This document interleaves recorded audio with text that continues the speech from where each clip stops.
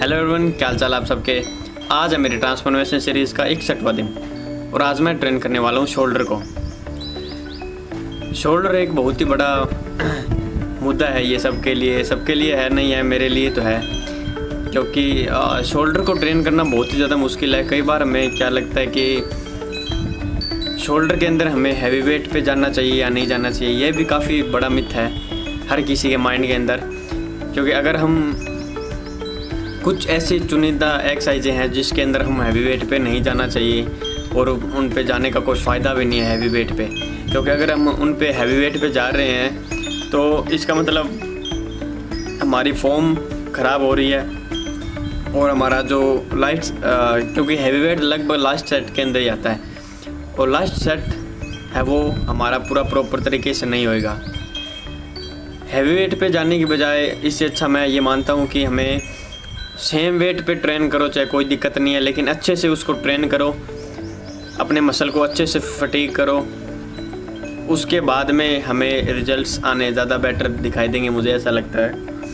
मैं अभी सीख रहा हूँ ये चीज़ें, मुझे भी कहीं ना कहीं कुछ कमियाँ लग रही है जिसकी वजह से मुझे ऐसा लग रहा है कि मेरा मसल उतना ज़्यादा ग्रो नहीं हो रहा है। लेकिन मेरे जो जिम पार्टनर वो तो बोल रहे हैं कि काफ़ी ज़्यादा ग्रो हो चुका है पहले के टाइम से, लेकिन वो शायद उन्होंने कि मैं रोज़ देखता हूँ खुद को, इसकी वजह से शायद मेरे को ज़्यादा उतना डिफरेंस नज़र नहीं आ रहा है। दूसरे को हमेशा ही ज़्यादा बेटर दिखता है। हम हमारे अगर मसल को रोज़ देखते हैं तो हमें ऐसा लगेगा सेम ही पड़ा है, सेम ही लेवल पे है, कोई ज़्यादा डिफरेंस नहीं है। लेकिन जो दूसरा बंदा हमें देखता है उसको ज़्यादा पता होता है हमारे बारे में, क्योंकि उनको ही असली डिफरेंस है वो नज़र आता है। तो कई बार कहीं ना कहीं हमें खुद के अंदर थोड़ी बहुत कमी दिखने लग जाती है। तो अब हम बात करें अगर हम बात करें कि कौन से मसल के अंदर हमें हैवी वेट पे नहीं जाना चाहिए, तो हमारा मसल होता है अगर हम लिटरल रेजेस यानी साइड रेजेस करते हैं तो उसके अंदर हमें कभी भी हैवी वेट के ऊपर नहीं जाना चाहिए, क्योंकि उसके अंदर हमारी फॉर्म है हमेशा ही गलत हो जाती है हैवी वेट पे जाने के बाद। तो मैं ये मानता हूँ, मतलब अभी मानने लग गया हूँ, किसी ने मेरे को बताया था कि ये जो हम साइड रेस के ऊपर 15 kg के ऊपर हम जा रहे हैं, अगर मैं जाता हूँ साढ़े लास्ट सेट के अंदर, तो ये बहुत ही गलत बात है, क्योंकि ये हमारी मसल को उतना ज़्यादा फटीग नहीं कर पाता है जितना अगर हम लाइट वेट के अंदर इसको सही फॉर्म के अंदर परफॉर्म करें। तो अब से मैं यही करने वाला हूँ, जिस दिन हम शोल्डर लगाएंगे साइड रेस के अंदर मैं कभी भी 15 के ऊपर नहीं जाने वाला हूँ और उसको हमेशा लाइट वेट के अंदर हम ट्रेन करेंगे, क्योंकि लाइट के वेट के अंदर कहीं ना कहीं हमें ज़्यादा बेनिफिट देने वाला ये चीज़, शायद मुझे ऐसा फील हुआ जब मैंने ये चीज़ें सुनी थी। तो अब हम लिटर रेस को लाइट वेट के अंदर परफॉर्म करेंगे, लेकिन कुछ ऐसी एक्सरसाइजें हैं जो हमें हैवी वेट के साथ परफॉर्म करना चाहिए हमेशा ही। जैसे हम मशीन प्रेस करते हैं या मिलिट्री प्रेस करते हैं और डंबल प्रेस करते हैं, तो इन चीज़ों के अंदर हमें हैवी वेट पे जाना चाहिए। और एक मेरी फॉर्म जो आजकल गलत हो रही है डंबल प्रेस के अंदर आजकल मेरी फॉर्म है वो भी ख़राब हो रही है, क्योंकि जो डंबल प्रेस को परफॉर्म करने का हमारा तरीका होता है वो होता है ऐसे हमें परफॉर्म करना चाहिए ऐसे, लेकिन मैं क्या करता हूँ ऐसे कर लेता हूँ इसको, ये साइड में नहीं। बोलते हैं कि अगर हम साइड में इसको ऐसे साइड में रख के हम इसको परफॉर्म कर रहे हैं तो हम जो शोल्डर के है वो दो मसल ट्रेन हो रहे हैं हमारे, एक तो ये फ्रंट डेल्ट और ये साइड डेल्ट। लेकिन अगर हम इसको फॉर्म ये करके ऐसे परफॉर्म करें तो हमारा जो मोटिव है शोल्डर, जिस मसल को हम ट्रेन करना चाहते हैं वही उसी मसल के ऊपर टारगेट होगा।